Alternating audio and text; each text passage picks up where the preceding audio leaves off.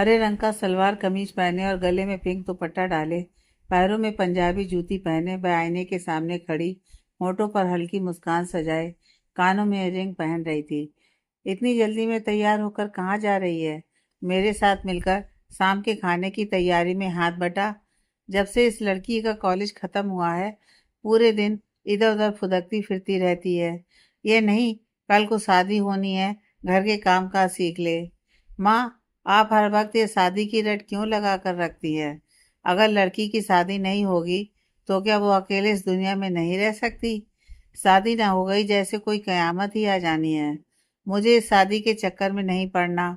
कुछ दिनों में मेरा रिजल्ट आ जाएगा, उसके बाद एक अच्छी सी यूनिवर्सिटी में एडमिशन लूँगी और अपने सपनों की उड़ान की तरफ अपना एक कदम लूँगी। शादी नहीं करनी है मुझे, आपके और बाबा के साथ अपने घर में रहना है और बाबा का और आपका बेटा बनना है।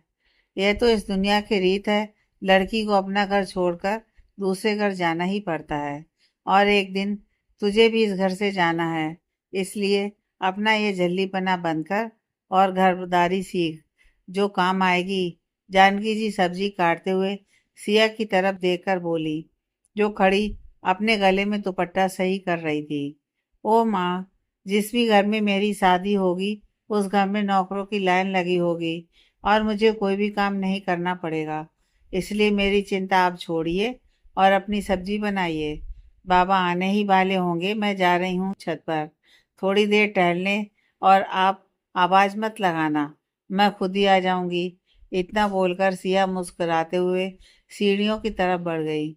इस लड़की का कुछ नहीं हो सकता, ज़्यादा ही सर पर चढ़ा रखा है अतुल जी ने। इसे आने दो आज, उनको उससे ही बोलकर इस लड़की को घर के कामों में लगाया जा सकता है। मेरी तो एक बात भी सुनती नहीं है। जानकी जी खुद से बड़बड़ाते हुए जल्दी जल्दी हाथ चला रही थी। सिया छत पर आई और हाथ में बंधी घड़ी में टाइम देखते हुए बोली, अभी 10 मिनट बाकी हैं। आज थोड़े मौसम के मिजाज भी ठीक नहीं है, लगता है बारिश होने वाली है। भगवान जी, अभी कुछ देर तक आप बारिश को रोके रहना, प्लीज भगवान जी। सिया आसमान में चारों तरफ नजर घुमाते हुए बोली। थोड़ी देर बाद वह फिर से टाइम देखते हुए बोली, 10 मिनट से ज्यादा हो गया है, मुझे मुझे नहीं लगता आज वो आएगा। सिया उदासी से बोली और छत पर पड़ी चेयर पर बैठ गई और आसमान को देखने लगी। रागम मल्होत्रा, मुझे ये तो मालूम नहीं तुम कौन हो और कहाँ से आते हो रोज। बस तुम्हारा नाम ही सुना है। अपने चौपर में बैठकर रोज मनाली शहर की सैर करते हो और मेरा ये पागल दिल धड़काकर चले जाते हो। एक बार ख्वाहिश है अपनी खूबसूरत आंखों से तुम्हारा दीदार करूं, लेकिन पता नहीं इन आंखों को तुम्हारा दीदार नसीब होगा भी या नहीं। सिया बैठी खुद से बोली, जब उसके कानों में उड़ रहे चौपर की आवाज आई। आ गया चौपर। वह खुशी से चीखते हुए उठी और आसमान में नजर दौड़ाकर देखने लगी। तभी सिया को चौपर आता दिखा तो उसके होठों पर मुस्कुराहट आ गई। चौपर सिया के घर के ऊपर से होकर आगे बढ़ गया और कुछ ही देर में आंखों से ओझल हो गया। क्या टाइमिंग है रागम मल्होत्रा, जिस तरह रोज मेरे घर के ऊपर से होकर जाते हो, क्या कभी मुलाकात हो सकेगी तुमसे? खैर छोड़ो, बड़े लोग हम जैसे छोटे लोगों से कहाँ मिलते हैं। इतने बड़े बड़े ख्वाब देखना बंद कर सिया और नीचे चल, बाबा आ गए होंगे। चल, जब तू आ ही गई है तो किचन में जाकर रोटियां बना ले, सब्जी मैंने बना दी है। जानकी सिया को आता देखकर बोली, ठीक है माँ, मैं बना देती हूँ। सिया मुस्कुराते हुए बोली और किचन में आ गई। तभी जोर से बिजली कड़की और बारिश होने लगी। वाह भगवान जी, आप तो छा गए, कसम से मजा आ गया, वह खुद से बात करते हुए बोली और किचन की खिड़की खोलकर मोबाइल में सॉन्ग चलाकर छोड़ दिया और रोटी बनाने लगी। इधर राघव मल्होत्रा का चौपर एक बड़े से बंगले के सामने आकर नीचे उतरा और वहां खड़े गार्ड ने फौरन ही चौपर का दरवाजा खोला तो चौपर से एक 25-26 साल का नौजवान शख्स बाहर आया, जिसकी आंखों पर ग्लासेस लगे हुए थे। चौपर से उतरे शख्स ने वहां कतार लगाए खड़े गार्ड्स की तरफ देखा और आगे बढ़ गया। उसके आगे बढ़ते ही सारे गार्ड्स भी उसके पीछे ही आगे बढ़ गए। आरब बेटा, अपने भाई से जरा पता तो करो वो कितनी देर में घर आ रहे हैं। सुबह से घर से निकले हुए हैं, अब रात होने को आई है, लेकिन उनका कुछ पता नहीं है। घर जैसे महल में शाही सोफे पर बैठी, आंखों पर चश्मा लगाए, हाथ में चाय का कप लिए 60-70 साल की औरत अपने सामने बैठे लड़के से बोली, जो उनके सामने वाले काउच पर बैठा था। दादी, मैंने भाई का फ़ोन ट्राई किया था, लेकिन नेटवर्क की वजह से उनका फ़ोन लगा नहीं। आप फिक्र मत कीजिए, भाई आते ही होंगे। अगर थोड़ी देर में राघव नहीं आए तो संजू को फ़ोन करके पता कर लेना और हमें बताना। हमें अपने राघव की बहुत फिक्र हो रही है। आपको फिक्र करने की कोई ज़रूरत नहीं है दादी माँ, मैं आ गया हूँ। गायत्री देवी के कानों में जैसे ही राघव की सुरीली आवाज़ पड़ी तो उन्होंने दरवाजे की तरफ देखा, जहाँ राघव खड़ा था। सुबह से कहाँ थे भाई आप? हम इतना परेशान हो रहे थे, कम से कम एक फ़ोन ही कर देते आप। आरब राघव के पास आते हुए बोला, तू इतनी फिक्र मत कर छोटे, मेरी मैं ठीक हूँ, किसी काम में फंस गया था। राघव उसके सर पर हाथ फेरते हुए बोला और गायत्री के पास आया और झुककर उनके पैर छूने लगा। सदा खुश रहे आप। गायत्री ने राघव के सर पर हाथ रखकर उसे आशीर्वाद दिया तो वह गायत्री के गले लग गया। सॉरी दादी माँ, किसी जरूरी काम में फंस गया था। जल्दी आने की कोशिश की, लेकिन आ ना सका। राघव अपनी दादी को खासे गुस्से में देखकर बोला, रोज का आपका यही है राघव, रोज घर देर से आते हैं, ऐसा कैसे चलेगा? हम बूढ़े हो गए हैं, आप जल्दी से कोई अपना ख्याल रखने वाली इस घर में ले आइए, वरना हम खुद अपनी पसंद की लड़की आपके लिए ले आएंगे। फिर हमसे मत कहना हमने आपकी पसंद नहीं पूछी। दादी, ये क्या बात हुई? आप फिर से शादी का टॉपिक लेकर बैठ गई लौट फेर कर। शादी के लिए मेरे पास इतना फालतू का वक्त नहीं है, इसलिए आप यह टॉपिक छोड़कर खाना लगवाइए। मुझे बहुत भूख लगी है, 2 मिनट में फ्रेश होकर आता हूँ। इतना बोलकर राघव गायत्री जी की कोई भी बात सुने बिना सीढ़ियाँ चढ़कर ऊपर चला गया। दादी, आप चाहें भाई को कितना भी इमोशनल ब्लैकमेल क्यों ना कर लें, लेकिन भाई नहीं मानने वाले। आरब मुस्कुराते हुए बोला, तुम दोनों भाइयों का कुछ नहीं हो सकता, लेकिन इस बार राघव को शादी के लिए मानना ही होगा और उसे मनाना मेरा काम है। लेकिन दादी, आपने कोई लड़की देख रखी है भाई के लिए?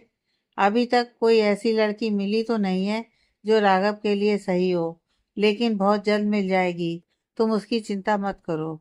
तुम भी फ्रेश होकर जल्दी से आ जाओ, मैं नौकरों से बोलकर तब तक डिनर लगवाती हूँ। गायत्री ने प्यार से आरब का गाल छुआ और किचन की तरफ बढ़ गई। ये दादी माँ को भी पता नहीं मेरी शादी की इतनी जल्दी क्यों पड़ी है। जब मन होगा शादी कर लूँगा, राघव खुद से बोला और अपने रूम में आया तो चौंक गया।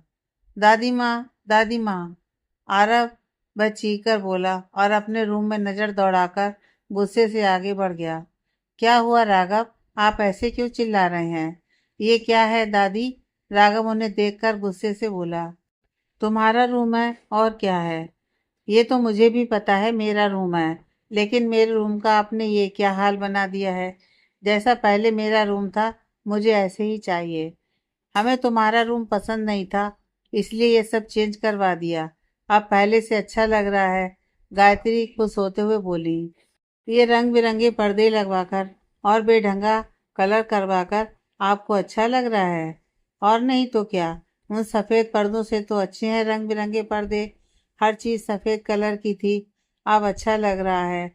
जैसा रूम पहले था मुझे अपना कल तक वैसा ही रूम चाहिए। अगर आपने चेंज नहीं करवाया तो मैं 1 महीने के लिए यूरोप चला जाऊंगा। राघव गुस्से से बोला और कबर्ड खोलकर टॉवल निकालकर बाथरूम में घुस गया। आरब मुस्कुराते हुए राघव के रूम में आया, जहाँ गायत्री परेशान सी खड़ी थी। क्या हुआ दादी, भाई को पसंद नहीं आया उनका रूम? मैंने तो पहले ही कहा था उनसे पूछे बिना कुछ भी मत करना, लेकिन आपको ही भाई को खुश करने का बुखार चढ़ा था। कहाँ आप भाई को ब्लैकमेल करने का सोच रही थी और कहाँ अब भाई आपको ब्लैकमेल करके चले गए। तू चुप कर, बड़ा या दादी का मजाक उड़ाने वाला। चला, खाना लग गया है। गायत्री आरब के गाल पर हल्की सी चपत लगाते हुए बोली और वहां से चली गई। आरब भी हंसता हुआ उनके पीछे ही नीचे चला गया। माँ, मैं रोशनी के घर जा रही हूँ, आज संडे है तो वो अपने घर पर ही होगी। सिया तैयार होकर किचन में आकर बोली, जहाँ जानकी नाश्ता तैयार कर रही थी। ठीक है, चली जाना, लेकिन नाश्ता करने के बाद और शाम होने से पहले घर वापस आ जाना। तेरे बाबा को पसंद नहीं है देर तक घर से बाहर रहना। ठीक है माँ, मैं जल्दी ही आ जाऊंगी। आप बाबा को मत बताना मैं रोशनी के घर जा रही हूँ, नहीं तो बाबा नाराज हो जाएंगे। आज तेरे बाबा अपने किसी दोस्त की तरफ जाने वाले हैं और आते आते उनको शाम हो जाएगी, इसलिए उनके जाने के बाद तू रोशनी से मिलने चली जाना और उनके आने से पहले आ जाना। लव यू माँ, आप सच में बहुत अच्छी हैं। सिया जानकी जी के गले लगते हुए बोली। हाँ हाँ ठीक है, ये लव यू सब यू मत बोल और चल मेरी मदद कर। जानकी उसके गाल को प्यार से छूते हुए बोली। इधर राघव नाश्ता करके बाहर पोर्च में आया और वहाँ खड़ी बुलेट के पास आया और उस पर हाथ फेरने लगा। हर संडे के दिन तुम्हारा नंबर आता है जब तुम पर बैठकर मनाली की गलियों की सैर करना होता है। चल राघव, वक्त आ गया है घूमने का। इतना बोलकर राघव ने बुलेट पर रखा हेलमेट उठाकर पहना और बुलेट स्टार्ट करके अपने बंगले से बाहर निकल गया और मनाली की सड़कों की सैर करने लगा। राघव बेटा, हमें आपसे बात करनी है। गायत्री लिविंग रूम में नज़र दौड़ाकर इधर उधर देखकर बोली। दादी, सर तो कब के अपनी गाड़ी से बाहर चले गए। संजू, जो वहीं खड़ा फोन पर बात कर रहा था, गायत्री के पास आकर बोला, जो राघव को घर में देख रही थी। हे भगवान, ये लड़का भी क्या कभी थकता नहीं है, जो इसे संडे के दिन भी सुकून नहीं है। अब निकल गया अपनी बुलेट पर सैर करने, अब फिर रात को ही अपनी शक्ल दिखाएगा। ठीक है संजू, गाड़ी निकलवा दो, हमें मंदिर जाना है। ओके दादी, मैं अभी गाड़ी निकलवाता हूँ। इतना बोलकर संजू वहां से बाहर चला गया। इधर सिया रोशनी से मिलकर सीधा बाजार आ गई। शाम होने में अभी बहुत वक्त बाकी है। सिया वहां लगी सारी दुकानों पर रखा सामान देख रही थी, लेकिन कोई भी चीज उसे अपने लिए पसंद नहीं आ रही थी। क्या लूं, समझ नहीं आ रहा है।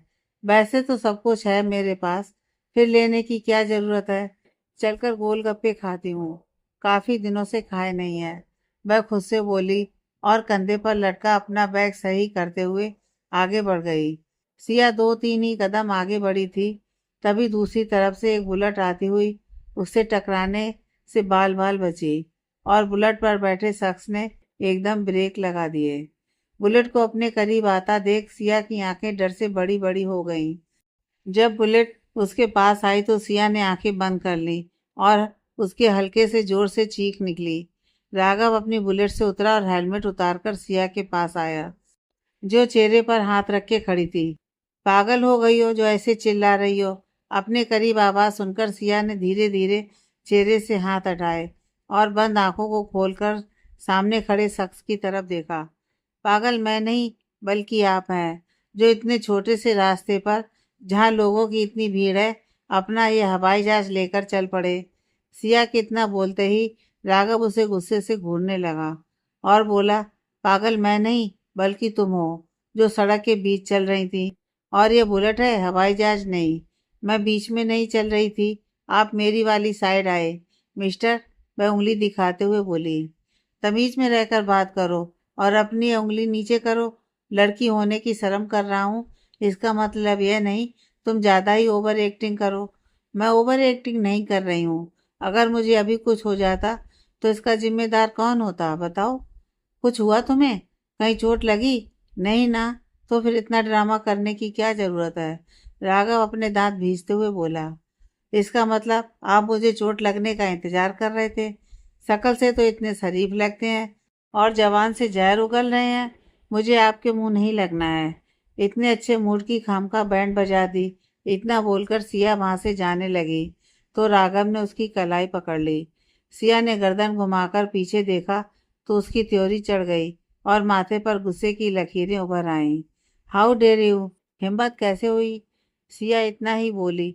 राघव उसकी कलाई पकड़कर एक दुकान के पीछे लेकर आया, जहाँ कोई नहीं था, और झटके से उसकी कलाई छोड़ दी, जिससे सिया लड़खड़ा और गिरने लगी। तभी फिर से राघव ने उसकी कलाई पकड़ ली और बोला, इतना तो दम नहीं है खुद को संभाल सको। किसी की हिम्मत नहीं होती मेरे सामने बोलने की। अगर कुछ बोल नहीं रहा तो तुम सारी लिमिट ही पार कर रही हो। औकात में रहो अपनी, समझी? औकात तो मैं आपको आपकी दिखाऊंगी। आप मुझे बताएं, खुद को कौन सी रियासत के राजकुमार समझते हैं, जो किसी की हिम्मत नहीं होती आपके सामने बोलने की। सिया अपनी कलाई राघव के हाथ से छुड़ाते हुए बोली, तो राघव गुस्से से उसे घूरने लगा। अपनी बकवास बंद करो, इससे पहले मेरा दिमाग फिरे, यहाँ से चलती बनो। आपसे ज्यादा निहायती बदतमीज इंसान मैंने अपनी जिंदगी में नहीं देखा, जिसे लड़कियों से बात करने की तमीज भी नहीं। बदतमीजी की तो तुम बात ही मत करो, और मैंने अब तक बदतमीजी की ही नहीं है। अगर बदतमीजी पर आ गया तो ये भोली सी अपनी सूरत लेकर तुम्हें यहाँ से भागना पड़ सकता है। राघव सिया के करीब आया और कमर से पकड़कर उसे खुद के करीब कर लिया। सिया की आंखें बड़ी बड़ी हो गईं और वह इधर उधर देखने लगी। अब कहाँ गई तुम्हारी वो हिम्मत, जिसके बारे में अभी बोल रही थी? हवा हो गई ना? सिया ने नजर उठाकर राघव की तरफ देखा और अपनी कमर से उसका हाथ हटाकर पीछे कदम लेने लगी। आज के बाद मेरे सामने कभी मत आना। अगर गलती से आ भी गई तो छोड़ूंगा नहीं। राघव उसकी तरफ बढ़ते हुए बोला, तो सिया वहां से कदम पीछे लेते हुए भाग गई। राघव ने अपना बिगड़ा मूड ठीक किया और वापस अपनी बुलेट के पास आया और वहां से चला गया। सिया वहां से भागकर आ गई और कुछ दूर जाकर रुक गई।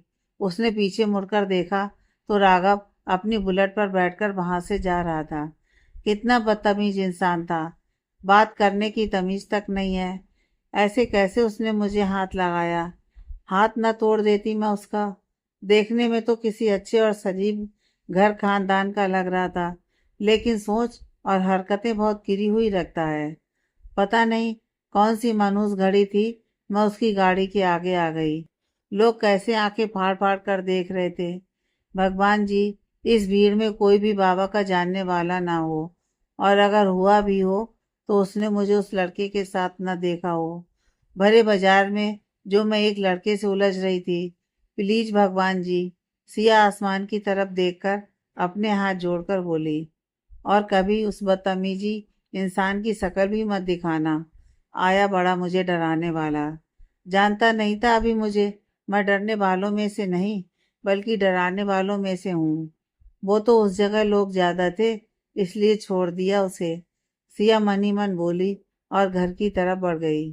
राघव घर आया और वहां खड़े गार्ड को बुलेट की चाबी देते हुए बोला, इस बुलेट में कुछ दिक्कत आ गई है, मैकेनिक के पास ले जाकर इसे रिपेयर करवा लो और इसकी जगह पर खड़ी कर देना। इतना बोलकर राघव अपने बालों में हाथ फेरते हुए घर के अंदर बढ़ गया। राघव घर के अंदर आया और तेजी से सीढ़ियां चढ़कर ऊपर अपने रूम में चला गया। थोड़ी देर बाद तैयार होकर घर से बाहर आया और चौपर, जो कब से उसका इंतजार में खड़ा था, उसमें आकर बैठ गया, और संजू भी उसके साथ आकर बैठ गया और चौपर उड़ने लगा। सर, एक बात समझ नहीं आती, अगर आपको माइंड ना हो तो पूछ सकता हूँ? संजू राघव को बाहर देखते हुए बोला। हाँ पूछो। ये आप रोज चौपर में बैठकर पूरा मनाली शहर क्यों देखते हैं? ये मैं खुद नहीं जानता, बस इतना मालूम है, यहाँ की खूबसूरती और हवा में सांस लेकर एक सुकून सा मिलता है। संजू को राघव की बात समझ नहीं आई, तो वह भी चुप होकर दूसरी खिड़की से बाहर देखने लगा। ये सर और इनके लॉजिक कभी पता नहीं चलते। टेंशन मत लो, तुम्हें मेरे लॉजिक समझ भी नहीं आएंगे। राघव बाहर देखते हुए बोला, तो संजू का मुंह हैरानी से खुल गया। ये बात तो मैंने अपने मन में बोली है, फिर सर ने कैसे सुन लिया? संजू धीरे से बड़बड़ाया और फिर से बाहर देखने लगा। आज फिर सिया छत पर बैठी आसमान में नजर जमाए बैठी थी।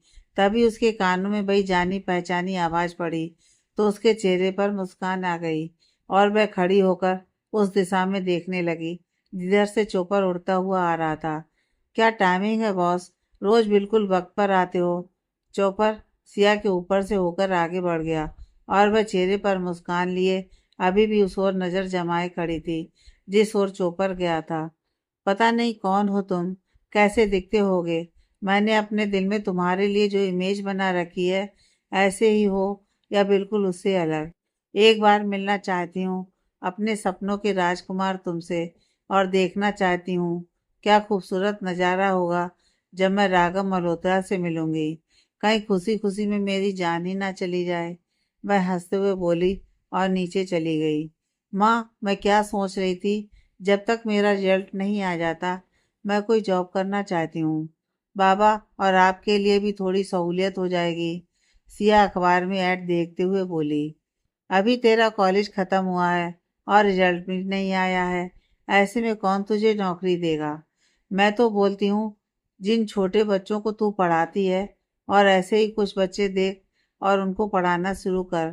तेरा खुद का खर्चा तो उससे चलता रहेगा ही। बच्चों को तो मैं पढ़ाती हूँ और पढ़ाती ही रहूँगी, लेकिन एक अच्छी सी जॉब करना चाहती हूँ जिससे बाबा को कम मेहनत करनी पड़े और बाबा ज़्यादा से ज़्यादा आराम करें। इस उम्र में बाबा का काम इतना करना मुझे बिल्कुल भी अच्छा नहीं लगता है। क्या कर सकते हैं बेटा, काम करना भी ज़रूरी है। अगर काम नहीं करेंगे तो घर के खर्च कैसे उठेंगे। यही तो मैं भी बोल रही हूँ, मैं कोई जॉब करती हूँ, बस आप उसके लिए बाबा को मना लेना। सिया अखबार में नौकरी की ऐड पर मार्कर से गोल सर्कल करते हुए बोली। मुझे ये सब ठीक नहीं लग रहा तेरा नौकरी करना, कहीं तेरे बाबा गुस्सा ना हो जाए। माँ, आप इतना क्यों सोच और डर रही हैं। बाबा आपकी कोई भी बात नहीं टालते। अगर आप उनसे बात करेंगी तो बाबा ज़रूर हाँ कर देंगे। आप बाबा को मनाइए, तब तक मैं कोई अच्छी सी जॉब तलाश करती हूँ। एक दो जॉब की ऐड है जहाँ मुझे जॉब मिलने की उम्मीद है। कम एजुकेशन वाले लोग भी ये जॉब कर सकते हैं, इसलिए कल वहाँ इंटरव्यू देने चली जाती हूँ। इतनी दूर भी नहीं है, आप कैसे भी करके बाबा को मना लीजिएगा। सिया जानकी के पीछे आकर उनको गले लगाते हुए बोली। ठीक है, मैं बात करूंगी तेरे बाबा से। लव यू माँ। सिया ने जानकी का गाल चूमते हुए कहा तो जानकी उसे घूरने लगी। अपनी माँ को घूरता देखकर सिया की हंसी छूट गई और वह जोर जोर से हंसने लगी। इधर राघव मनाली शहर की सैर करके वापस घर आया तो घर में ना उसे आरव दिखा और ना ही दादी। दादी माँ और आरव कहाँ है, वह मन ही मन बोला और गायत्री के कमरे की ओर बढ़ गया। आरव, क्या हुआ दादी को। आरव को दादी के पास बैठा देखकर राघव फौरन ही उसके पास आया और बेचैन होकर बोला। भाई, आप कहाँ थे। दादी की इतनी तबीयत खराब हो गई थी, मुझे कुछ समझ ही नहीं आ रहा था। आरव राघव को अपने पास खड़ा देखकर बोला। ये सब छोड़ और ये बता, दादी माँ को क्या हुआ। सुबह तक तो बिल्कुल ठीक थी। राघव गायत्री के चेहरे पर नजर जमाकर बोला। दादी का बीपी हाई हो गया था और बेहोश हो गई थी। डॉक्टर अंकल आए थे और इंजेक्शन लगाकर गए हैं। अभी दादी सो रही हैं और अब ठीक हैं। आरव राघव के कंधे पर हाथ रखकर बोला। तू जाकर आराम कर, मैं हूँ दादी के पास। ठीक है भाई। इतना बोलकर आरव चला गया। राघव गायत्री के पास आया और उनके पास बैठकर सर पर हाथ फेरने लगा और उसकी आंखों में नमी आ गई। राघव बेटा, आप आ गए। थोड़ी देर बाद गायत्री आंखें खोलते हुए बोली और उठने की कोशिश करने लगी। हाँ दादी माँ, मैं आ गया। आप उठिए मत, आराम कीजिए। मैं यहीं हूँ, मैं आपके पास। इतनी तबीयत कैसे खराब कर ली आपने। दादी, सुबह तक तो आप बिल्कुल ठीक थी। राघव फिर से गायत्री के सर पर हाथ फेरते हुए बोला। अब ये दादी बूढ़ी हो गई है, पहले वाली जान नहीं रही, इसलिए आप हमारी चिंता मत कीजिए। इस उम्र में ये सब होता है। गायत्री चेहरे पर मुस्कान लाकर बोली। मेरी दादी माँ अभी जवान है और आपको उन्हें बूढ़ी कहने का कोई हक नहीं है। हम भी जानते हैं और आप भी। राघव, इससे पहले हमें कुछ हो जाए, तुम्हारा घर बसते देखना चाहते हैं बेटा। घर में बहू आ जाएगी तो रौनक हो जाएगी और हमारा भी कोई ख्याल रखने वाली हमें मिल जाएगी। दादी माँ, मैं अभी शादी नहीं करना चाहता। आपका ख्याल रखने के लिए कल ही मैं एक केयर टेकर का इंतजाम कर दूंगा जो आपका ख्याल रखेगी। हमें केयर टेकर की ज़रूरत नहीं है, बहू की ज़रूरत है। यह मुमकिन नहीं है दादी माँ, इसलिए आप ये बातें दिमाग से बाहर निकाल दीजिए और आराम कीजिए। हमारे पोते जवान हो गए हैं और उनकी शादी की उम्र हो गई है। इस बात को कैसे आप अपने दिमाग से निकाल दें। आपकी तबीयत ठीक नहीं है, आपको आराम करने की ज़रूरत है। आप आराम कीजिए, मैं आपके लिए राजेश से बोलकर सूप बनवा कर लाता हूँ।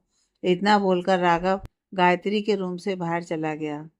अगर तुम हमारे पोते हो तो हम भी आपकी दादी हैं और आपको शादी के लिए मनाकर ही रहेंगे। माँ, मैं इंटरव्यू के लिए जा रही हूँ, जल्दी ही आ जाऊंगी। सिया अपने रूम से तैयार होकर बाहर निकलते हुए बोली। जानकी, जो घर की साफ सफाई में लगी हुई थी, मसरूफ से लहजे में बोली, ठीक है, लेकिन जल्दी आने की कोशिश करना। अभी तक मैंने तेरे बाबा से बात नहीं की है। कल उनका मूड कुछ ठीक नहीं था, इसलिए तेरी जॉब के बारे में उनसे पूछ ना सकी। ओके माँ, मैं जल्दी आऊँगी, बाय। सिया ने अपना बैग कंधे पर डालते हुए कहा और घर से बाहर निकल गई। आई होप आज मुझे ये जॉब मिल जाए तो फिर बाबा को ज़्यादा परेशानी नहीं होगी और घर में भी सब अच्छा होगा। इंटरव्यू पूरे कॉन्फिडेंस के साथ देना है आज, जिससे उनको भी लगे मुझे इस जॉब की कितनी ज़रूरत है। भगवान जी, आज सब आपके हाथ में है, संभाल लेना। सिया मनी मन भगवान को याद करते हुए बोली और रिक्शा रुकवाकर उसमें बैठ गई। तैयार होकर राघव बाहर पोर्च में आया, जहां उसकी गाड़ी के साथ 4 और गाड़ी जाने के लिए तैयार खड़ी थी, जो उसकी सेफ्टी के लिए थी। राघव गाड़ी के पास आया तो एक गार्ड ने आकर फौरन गाड़ी का दरवाज़ा खोल दिया, जिससे राघव तुरंत गाड़ी में बैठ गया। उसके बैठते ही वापस से गार्ड ने गाड़ी का दरवाज़ा बंद किया और राघव के पीछे खड़ी गाड़ी में बैठ गया। मल्होत्रा हाउस से 5 गाड़ी एक साथ बाहर निकली और सड़क पर एक दूसरी गाड़ी के आगे पीछे चलने लगी। राघव ने एक लंबी सांस ली और किसी को कॉल लगाने लगा। एक बेल जाते ही दूसरी तरफ से किसी ने कॉल आंसर्स की तो गाड़ी में बैठा राघव बोला, सैम, मुझे एक अच्छी सी केयर टेकर चाहिए जो दादी माँ का अच्छे से ख्याल रख सके। तू शाम तक किसी को हायर करके मेरे घर भेज देना, बाकी की फॉर्मेलिटी मैं खुद पूरी कर दूंगा। ठीक है राघव, मैं किसी अच्छी सी लड़की को देखकर तुम्हारे घर भेजता हूँ जो दादी का ख्याल रखे। लेकिन तुझे दादी के लिए केयर टेकर की क्या ज़रूरत, जब तुम्हारे घर में तो नौकरों की एक फौज है। सैम हंसते हुए बोला, नौकरों में और केयर टेकर में फ़र्क है। एक ऐसी केयर टेकर चाहिए जो सिर्फ और सिर्फ दादी का ख्याल रखे, ये कोई नौकर नहीं कर सकता। ओके, तू दादी के लिए इतनी टेंशन ना ले, मैं भेजता हूँ किसी केयर टेकर को। थैंक यू सैम, मैं 1-2 दिन में काम से फ्री होकर तुमसे मिलता हूँ। हाँ चल ठीक है, देखते हैं कब तेरा 1-2 दिन आएगा। इतने दिन से यही बोलकर टालता रहता है। यार, तुम भी जानते हो कितना काम है, सांस लेने तक की फुर्सत नहीं होती। लेकिन इस बार सच में तुमसे मिलने आऊँगा। ओके बॉस, चल ठीक है, मुझे इंटरव्यू लेने हैं वरना लेट हो जाऊँगा। ठीक है, बाय। इतना बोलकर राघव ने कॉल डिस्कनेक्ट की और फ़ोन में आए मेल चेक करने लगा। ऑटो वाले ने अपना ऑटो एक बिल्डिंग के सामने लाकर रोका। मैडम, आपने जिस पते का बताया था पहुंच गया। सिया ऑटो से बाहर आई और ऑटो वाले को पैसे देकर आगे बढ़ गई। हे भगवान, कितना बड़ा ऑफिस है, मैं तो पहली बार इतना बड़ा ऑफिस देख रही हूँ। सिया मनी मन सोचते हुए अंदर बढ़ गई। एक्सक्यूज मी, एक लड़की सिया को इधर उधर देखते हुए बोली। जी, वह उस लड़की को अपने पास खड़ा देखकर बोली, आप यहाँ इंटरव्यू के लिए आई हैं? जी हाँ, मैं इंटरव्यू के लिए ही आई हूँ। सिया उस लड़की के चेहरे पर नज़र जमाकर बोली, सॉरी मैम, आपने आने में देर कर दी। एक लड़की हमारे सर ने पहले ही सिलेक्ट कर ली है। जो बाकी की लड़कियां यहाँ आई हैं उनका भी सर इंटरव्यू ले रहे हैं। आप चाहें तो इंटरव्यू दे सकती हैं। सिया ने एक पल के लिए सोचा और सोचकर बोली, ठीक है, मैं भी इंटरव्यू देना चाहती हूँ। आइए मैम, जहाँ बाकी की लड़कियाँ बैठी हैं आप भी उनके साथ चलकर बैठ जाइए। सामने खड़ी लड़की चेहरे पर मुस्कान लाकर बोली।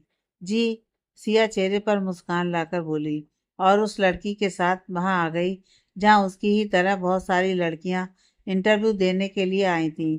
एक एक कर सारी लड़कियां अंदर जा रही थीं और थोड़ी देर बाद वापस आ रही थीं और बड़बड़ा रही थीं। क्या हुआ? अंदर किस चीज़ का इंटरव्यू चल रहा है? जिस जॉब के लिए हम इंटरव्यू देने आए थे उसके लिए तो लड़की सिलेक्ट हो गई थी। केयर टेकर का इंटरव्यू चल रहा है अंदर। इन्हें एक नौकरानी की तलाश है। जो लड़की अंदर से आई थी वह गुस्से से बोली। केयर टेकर का? लेकिन क्यों? पहले वाली लड़की बोली। बड़े लोग और इनकी बड़ी बड़ी बातें। हम जॉब के लिए इंटरव्यू देने आए थे, किसी की नौकरानी बनने के लिए नहीं। वह लड़की गुस्से से भड़कते हुए बोली और वहां से चली गई। उसके साथ साथ वहां बैठी सारी लड़कियां चली गईं। सिया बैठी सब लड़कियों को जाता देख रही थी और उलझन का शिकार बनी बैठी थी। क्या मैं ये जॉब कर लूं? लेकिन जो अभी लड़की बाहर गई वो तो बोल रही थी केयर टेकर की जॉब एक नौकरानी वाली जॉब होती है। क्या करूं? कुछ समझ में नहीं आ रहा है। सर, जितनी लड़की बाहर बैठी थी वो सब केयर टेकर की जॉब सुनकर ही चली गई हैं, सिवाय एक लड़की के जो अभी भी बाहर बैठी है। मुझे लगता है उस लड़की को जॉब की ज़रूरत है, तभी वो अभी तक नहीं गई। वह लड़की जो अभी बाहर सिया से मिली थी अंदर आकर बोली, ठीक है, तुम जाओ और उस लड़की को अंदर भेजो। Okay sir. इतना बोलकर लड़की सैम के केबिन से बाहर आ गई और वेटिंग रूम में बैठी सिया के पास आई और बोली, मैम, सर ने आपको अंदर बुलाया है। जी। सिया उस लड़की के बोलते ही खड़ी होकर बोली, आइए मेरे साथ, मैं सर के केबिन तक आपको छोड़ देती हूँ। उसके इतना बोलते ही सिया आगे बढ़ गई। सिया केबिन का दरवाजा खोलकर अंदर आई और सामने बैठे शख्स की तरफ देखकर बोली, हेलो, जो बैठा काम में बिजी था। हेलो, बैठिए मिस। सैम सिया की तरफ देखकर होठों पर मुस्कान सजाकर बोला। उसके इतना बोलते ही सिया चेयर पर बैठ गई।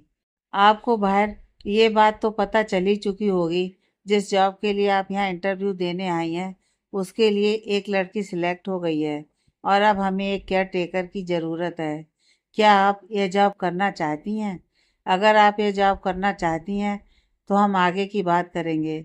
सैम सिया के चेहरे पर नज़र जमाकर बोला, कितने घंटे की जॉब करनी होगी? इन सब के बारे में वही जाकर पता चलेगा जहां आप जॉब करेंगी। आज शाम को आपको उस जगह जाना है जहां ये जॉब करनी है। एक बार जाकर आप देख लीजिए, अगर आपको सब ठीक लगे तो हमें बता देना। ओके सर, आप मुझे बता दीजिए कहाँ जाना है, मैं अभी वहाँ चली जाऊंगी।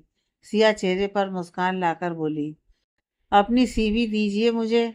जी। सैम के इतना बोलते ही सिया ने अपने बैग से सीवी निकालकर सैम की तरफ बढ़ा दी, जिसे उसने हाथ बढ़ाकर ले ली और देखने लगा।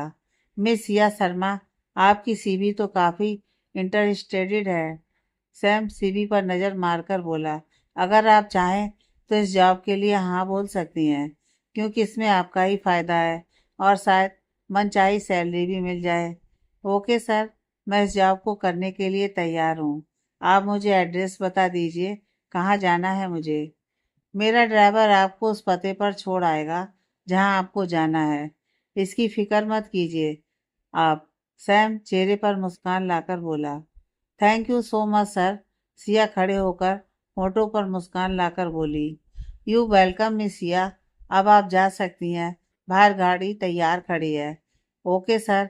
इतना बोलकर सिया ऑफिस से बाहर आई और वहाँ उसके इंतजार में खड़ी गाड़ी में आकर बैठ गई और उसके बैठते ही गाड़ी आगे बढ़ गई। सिया को नहीं मालूम था यह गाड़ी उसे किस मंजिल की ओर ले जा रही है और कहाँ। उसकी जिंदगी उसके साथ क्या गेम खेलने वाली है। वह तो सड़कों पर दौड़ रही गाड़ियों को देखकर खुश हो रही थी। थोड़ी देर बाद गाड़ी एक बड़े से बंगले के गेट के सामने आकर रुकी। ड्राइवर ने हॉर्न बजाया तो गार्ड ने गाड़ी देखकर दरवाज़ा खोल दिया और अंदर आकर गाड़ी रुक गई। सिया गाड़ी से बाहर आई तो उसकी आंखें हैरानी से बड़ी बड़ी हो गईं और मुंह खुला का खुला रह गया। आगे की कहानी नेक्स्ट पार्ट में।